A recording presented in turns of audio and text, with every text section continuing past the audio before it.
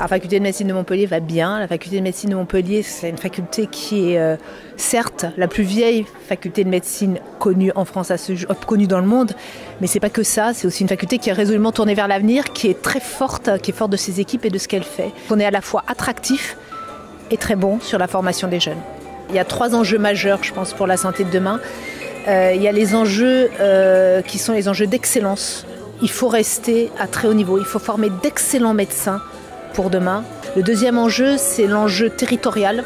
Le souci actuel dans notre système de santé, c'est l'accès aux soins qui est très inégal en fonction de l'endroit où on habite. Et la réponse à cet enjeu territorial, c'est plusieurs choses. C'est augmenter le nombre de médecins, c'est ce qu'on a déjà fait en augmentant notre numerus clausus, qui s'appelle maintenant un numerus apertus, puisqu'on est passé en 4 ans de 230 étudiants en 2e année à 400.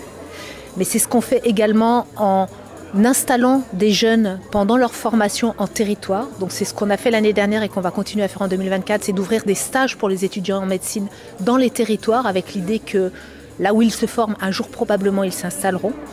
Et puis le troisième aspect de ce sujet territorial, c'est de promouvoir les formations interprofessionnelles et ces liens entre les formations médicales et les formations paramédicales, parce que moi je pense qu'il faut faire évoluer les référentiels de compétences des formations paramédicales, continuer à les faire travailler main dans la main avec les médecins et même de façon encore plus efficace pour jouer ce qu'on appelle l'exercice pluriprofessionnel coordonné qui de fait permet de couvrir les besoins médicaux d'un territoire avec plusieurs niveaux d'accès, l'ensemble restant coordonné par un médecin. Et ça, c'est quelque chose qui fait partie d'un des points majeurs du projet que je souhaite mener pour les années qui viennent sur cette fac de médecine.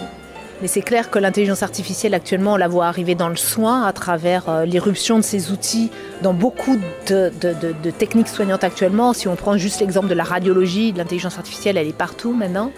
Mais c'est également quelque chose qui va révolutionner notre façon d'enseigner à partir d'outils qui sont nouveaux, qu'on ne connaît pas forcément très bien, qui peuvent également être très utiles dans l'enseignement des jeunes médecins.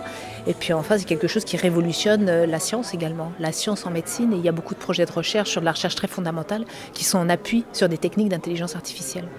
Donc oui, ça va révolutionner les choses. Après, c'est des choses qu'il faut s'approprier, qu'il faut faire évoluer également de notre côté pour pouvoir en faire le bon usage. Et c'est tout l'intérêt d'introduire ces notions de formation à l'intelligence artificielle dans les facs de médecine. C'est indispensable.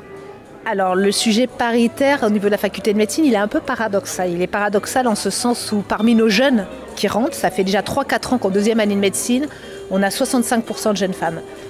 Parmi les plus seniors d'entre nous, on est en dessous de la moyenne nationale en ce qui concerne la proportion de femmes professeurs des universités, puisqu'on est en dessous de 25% du total des universitaires. On est à 20% à la faculté de médecine Montpellier-Nîmes, donc on n'est pas non plus complètement exemplaire, et ça c'est une stratégie que je porte et qui devrait évoluer dans les années qui viennent.